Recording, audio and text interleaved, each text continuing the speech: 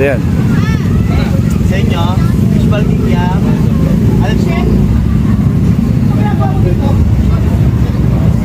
Ako lang naman yung nagbabahan yan ng ballpen yan. Paliwanag mo nga sa amin ko. Sige, paliwanag ko. Ako lang naman ang kulang-kulang. Kasi matagal na ako nag-aaral kita. Halos matulat ako sa pagtitinda dito. Tapos kinaganyan mo ko. Niloloko mo ko. Hindi ko naman alam na may... Nahihiya? Nahihiya ka sa mga tao sa akin, hindi ka nahihiya?